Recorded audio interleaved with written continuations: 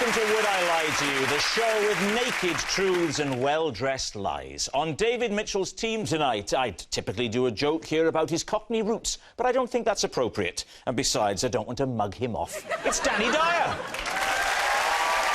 And a comedian who did Hispanic studies at university, partly so he could learn about the rich culture, but mainly because they were allowed a siesta in the afternoon. It's John Richardson.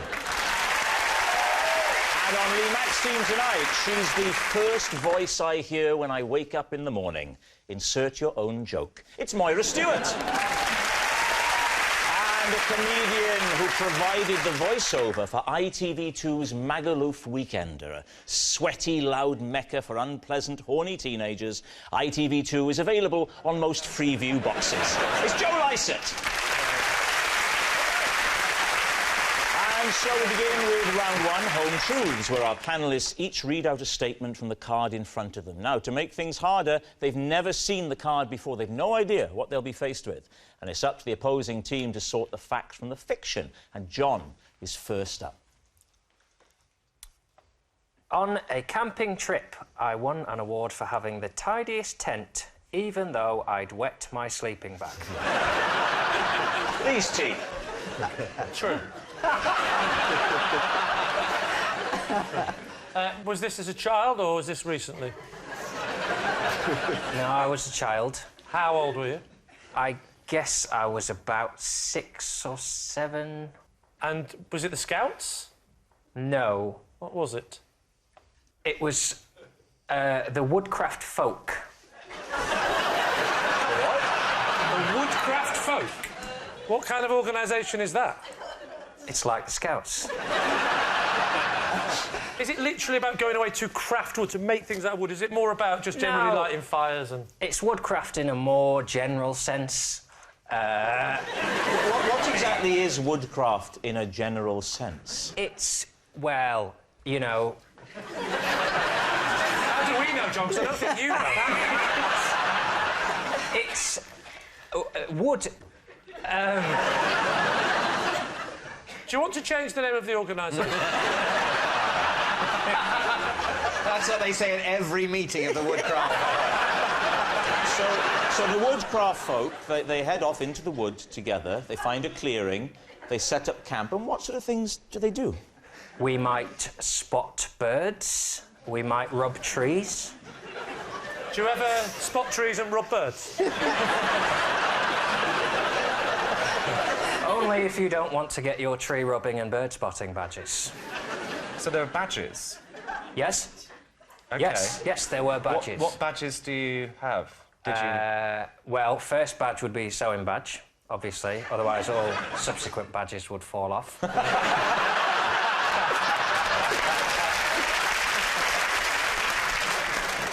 Then... Bird spotting. Bird spotting badge. Tree rubbing. Tree rubbing.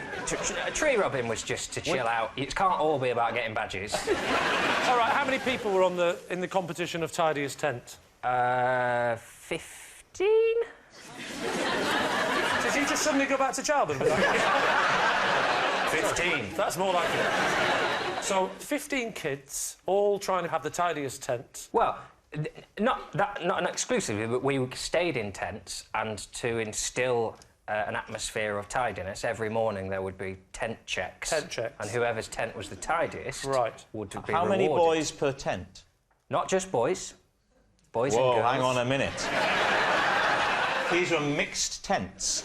I shared a tent with my sister, who was also in the Woodcraft Folk. How did the other Woodcraft folk react to it? They never found out. Did your sister find out? Yeah. She was aware, yes. She was one of the first to be aware. Do you think they gave you the prize to sort of patronise you because they felt sorry for you? A prize is a prize. So other than the swampy conditions, it was very nice and very tidy. Yes, the tent was very tidy because everything was outside drying off. What do you think, Lee? Is he telling the truth? I don't know. What do we think, Moira? I think it's true. You do? Yeah. Why do you think it's true? He looks like a bedwetter. Well, I know that.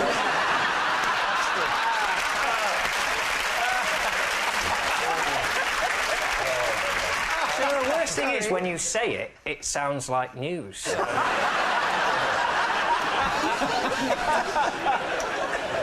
Joe? I think it's probably true, You're yeah. going around to true as well. We'll say true, then. He's going to say true. OK. John, truth or lie? Why would I admit on telly to such a true...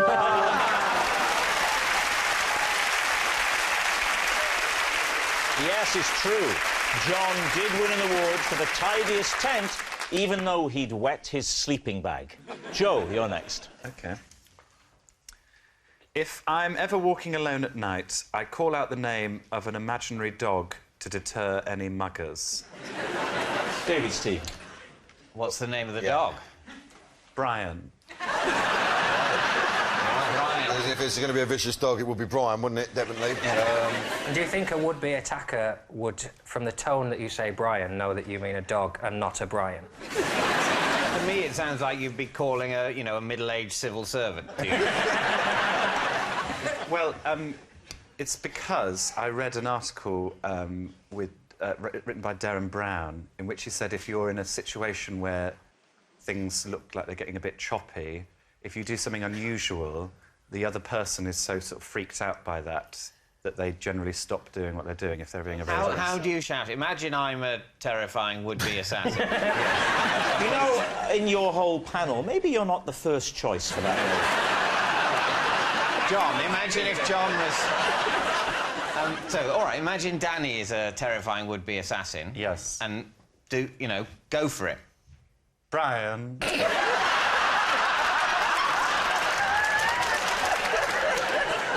You don't want to attack me now, do you? No, that's terrifying to me. Is it just someone comes up to you at night, you know, mates ask for the time, you go, Brian, you just flip out, or is it a general mugging? I like you, Danny. Everyone's got their own showbiz personas, and you and Danny completely gone for different ones, haven't you? I think we're very similar in many Yeah, no, ways. I do. We're lovers. Danny, stay calm, please. Stay calm down, calm Oh, down. you had to start shouting Brian. Just say, Joe, you're playing with fire there. I'd leave it. I'm feeling this one. You think it's I true? Read a Darren Brown book for a start. He's that sort of... I believe the Darren Brown article, but the whole point of that is that you say something random that sort of puts people off their stride, whereas you're going for something specific, calling upon a dog called Brian to come to your aid. But that's immediately disprovable. The absence of Brian is immediately evident.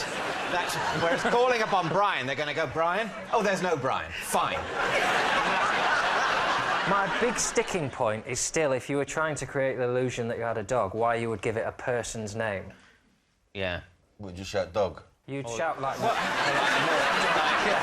Dog. Rover or Fido. That would be good. If he had a dog called Dog, that would...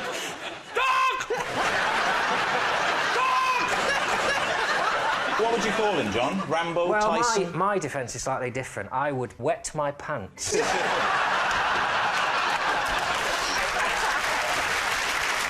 So, what are you thinking, David? John. I don't believe it. Danny, So I think it's true. you think it's true? I think he's that... Now I have to make a decision. My gut is that it's not true. Let's go no then. Let's have a lie. Let's say lie. You're going to say lie? Yeah. OK. Joe, truth or lie? It was a lie. Yes. Yes, it was a lie all along. Joe doesn't call out the name of an imaginary dog to deter muggers. Danny, you're next. It's a possession. All right, OK, there's a box under the desk. Now, if you could, first of all, read the card out that's in the box. All right. And then take out the possession and pop it on the desk. Last year, on a visit to the zoo...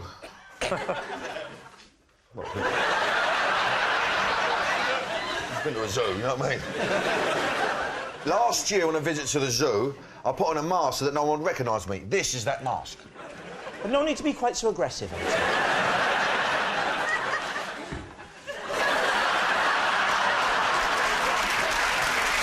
Could you put it on your face, please? Yeah, no, I'll Danny? whack it on you, of course. Yeah, Yeah. let me have a look. Now, can I just hear you say, 2 ice creams, please. Can I get a couple of ice creams? Excuse me, I hope you don't mind me asking, but aren't you Danny Dyer wearing the So, OK, now... Can I take it off now? Yes, of course you can. Of course you can. So where did you get that mask from? Huh? You were, don't buy for time. I'm not buying for time. I bought it at the zoo, didn't I? Well, where do you think I bought it? Look at it.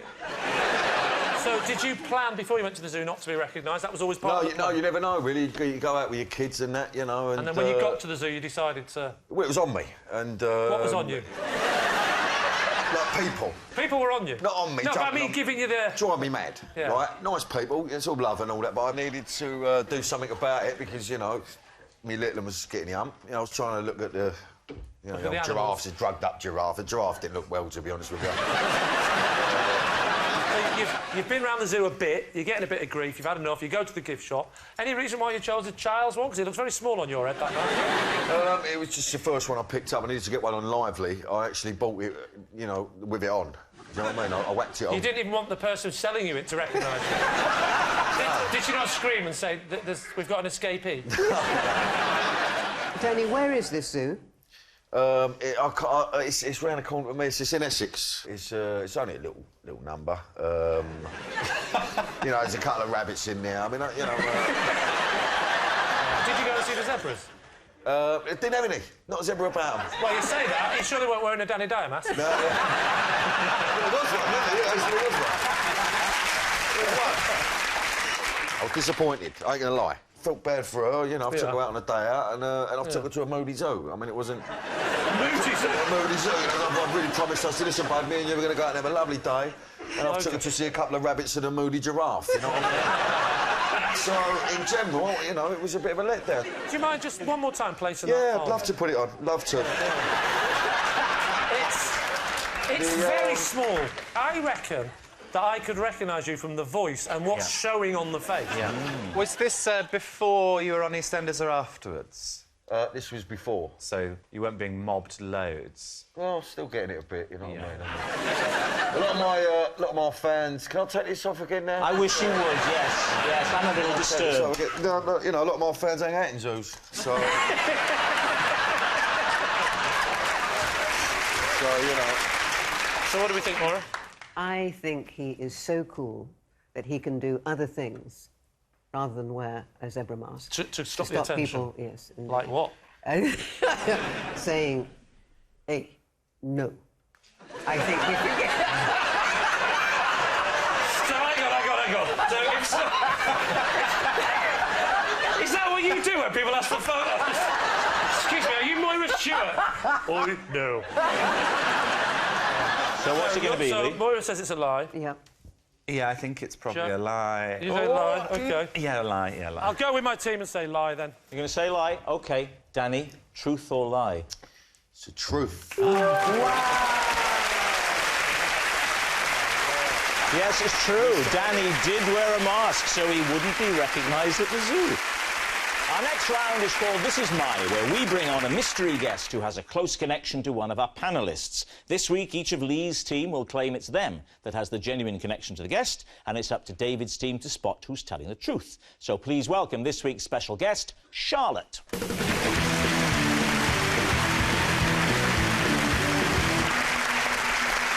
So, Joe, what is Charlotte to you? This is Charlotte. In the evenings, I like to relax by watching videos of her wrapping gifts on YouTube.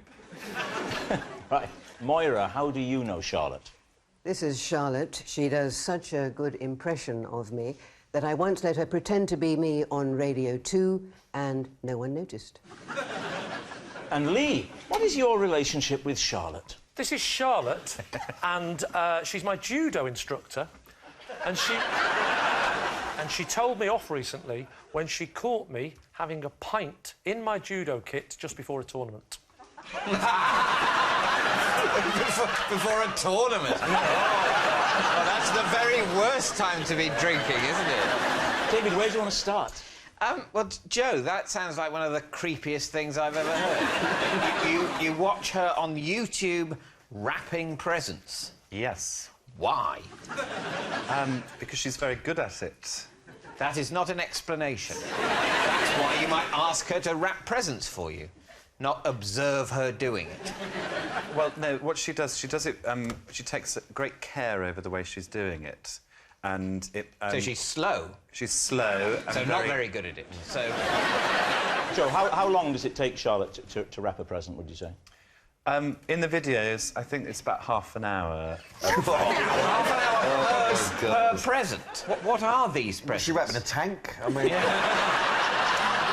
Why did you initially think, what I need to relax is to watch someone wrapping presents on my computer? Well, since I've been a child, I've had this weird sensation when I watch people with bits of paper, particularly, where I get this lovely, like, tingling in the back of my head.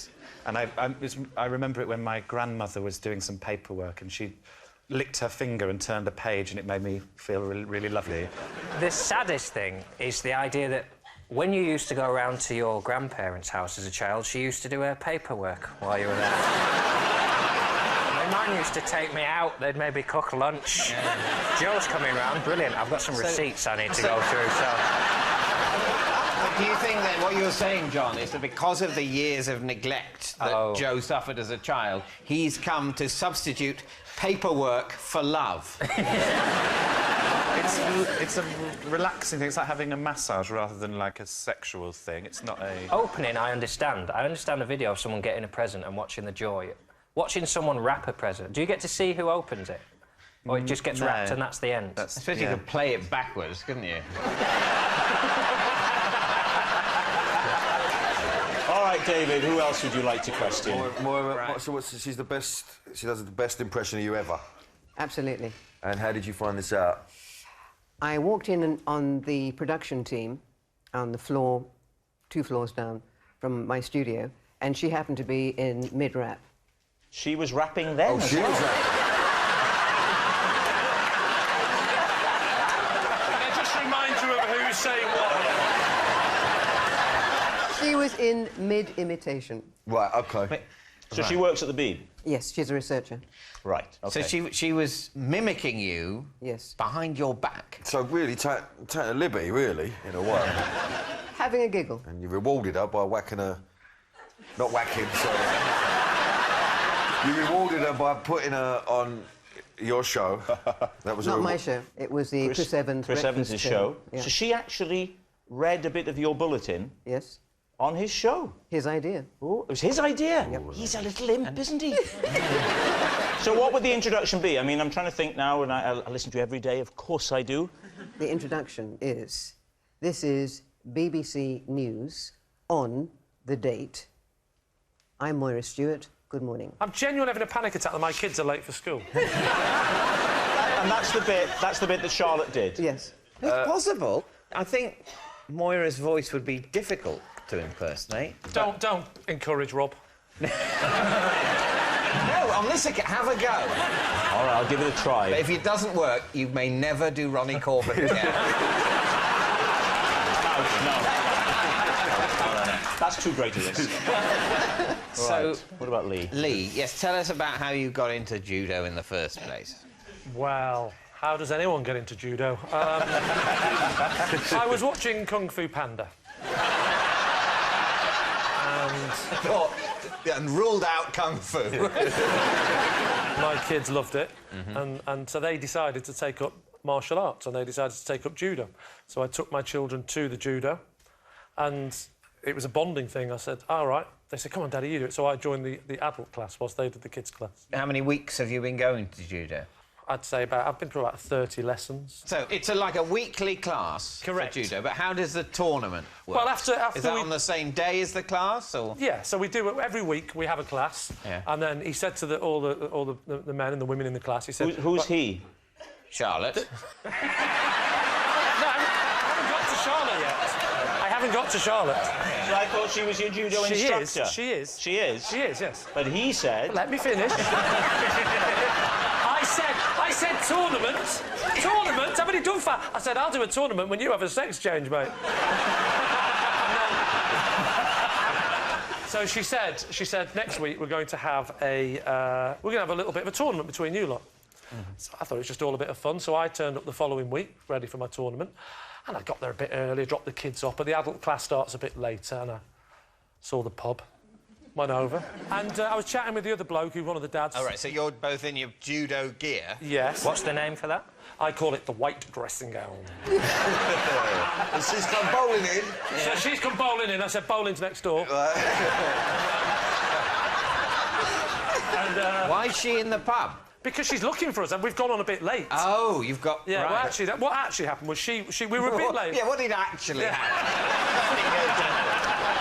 She's walking past the pub. We were actually at the bar, sort of looking out the window, having a pint and a chat, and we literally saw someone just sort of walk past and go... and then come in the pub and tell us off. Because used to being, the star pupils, obviously, you know, you was going to... That's not how it works in martial arts, Stanley. Not just the star pupils get respect. Ah. Everyone is equal.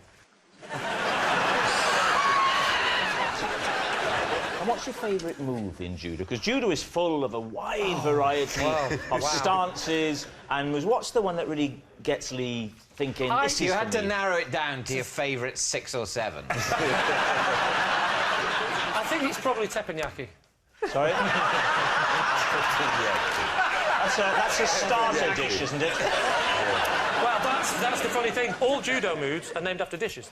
I did the sushi, the teriyaki, and the weird one you're not going to believe, the pot noodle. If you wanted to demonstrate any moves, the floor is yours. Oh, If you feel that would help prove your point. So, well, what you do is, what would you like to see? Well, first of all, your opening stance. OK.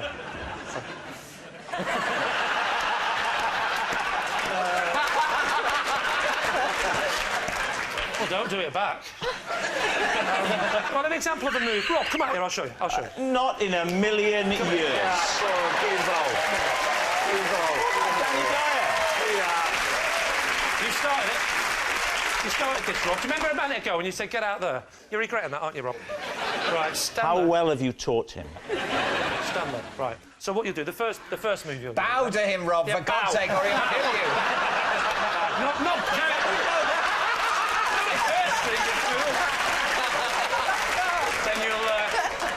Then you come here. Brian! You take a lapel like this. Yeah. You will take a lapel like this. Yeah. Okay. Whoa! Right foot forward like this. Yeah. Don't you dare. I will. And then you get like that, and then you sort of lean on, and then you... Sorry,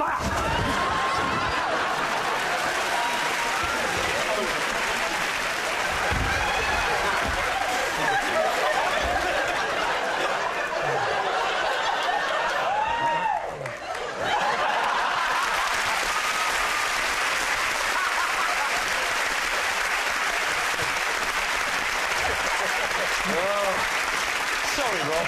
They just said in my ear, are you OK, Rob? I'm a BAFTA-nominated actor! So, we need an answer. David's team. Is Charlotte Joe's soothing stranger, Moira's mimicking mate, or Lee's martial arts master? Well, let's just get Lee out of the way. It's just silly. Oi, come over here and say that.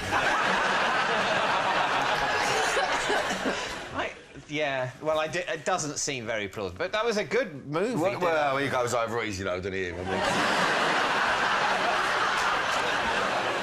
I think it's Moira. I think Joe, he's an odd mark, but I don't know. What do you think, John? I think it's Moira.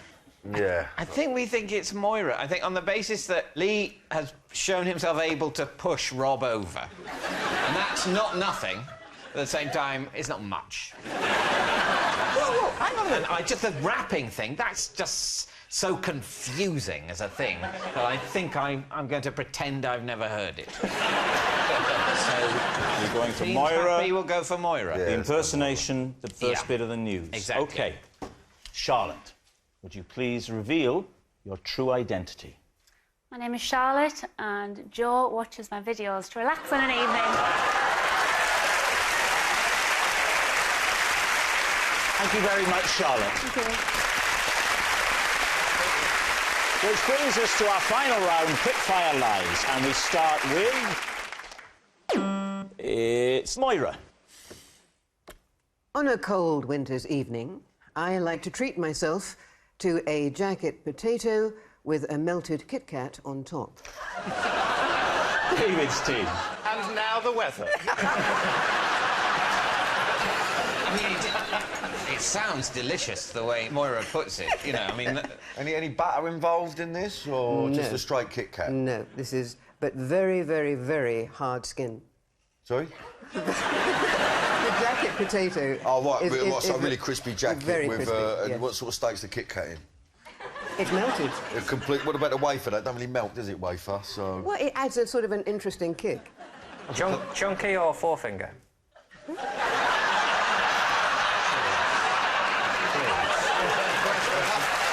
enough, sorry. You'll have to excuse John. He's not been speed dated before. I only know the double Kit Kats. You've not heard of the classic four-finger Kit Kat? Look, times are hard. When did this start, Moira? How did you discover this? Ooh, about 3 years ago. Really? And what sparked it off? I thought I like jacket potatoes. Who doesn't? I've done the tuna. Who hasn't? Let me try the Kit Kat. Why not? It's the next one, isn't it? stage, yeah. Tuna Kit Kat. Have you ever heard, Moira, of cheese? Just a couple of years ago, someone introduced you to it. Go, listen, you want to whack a Kit Kat? The jacket potato. I don't think anyone Moira knows has ever used the phrase whack a Kit Kat on a... I don't think Moira knows anyone at all about that. Am I right, Moira? Can I ask more about the cooking process? It's very, very lengthy. Moira, don't push it. I mean, obviously, of course, but at the end of it, you've got a jacket potato with a Kit Kat on it, so it's worth hours and hours of work. You blast it in the microwave, then you put it in the oven for, about 20 minutes. Then you halve it, then you slap the Kit Kat on top, do another 10 minutes. So what do you think, David? Is she telling I the think truth? it sounds like a disgusting meal. Am I the only one that thinks that actually sounds really nice? I quite like that. I like cars and I like chips, but I don't drive over my chips. Not everything that you like should be mashed together in the same... That's Rich coming from 8 out of 10 Cats Does Countdown.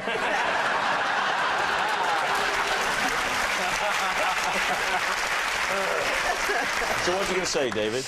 Danny, do you... I think she's a very sophisticated woman, and I think, very cultured. No way in the world Yeah. would this lady whack a Kit Kat and a jacket potato. That's the line we go out on. I think, all in all, we don't believe it. So, Moira, truth or lie? I'm not having it, it's a lie. And that noise signals time is up. It's the end of the show, and I can reveal that David's team have won by 3 points to 2. But, of course, it's not just a team game. My individual liar of the week this week is Danny Dyer. Yes, Danny Dyer, mainly because I'm frightened of what he might do to me if I give it to someone else. Good night.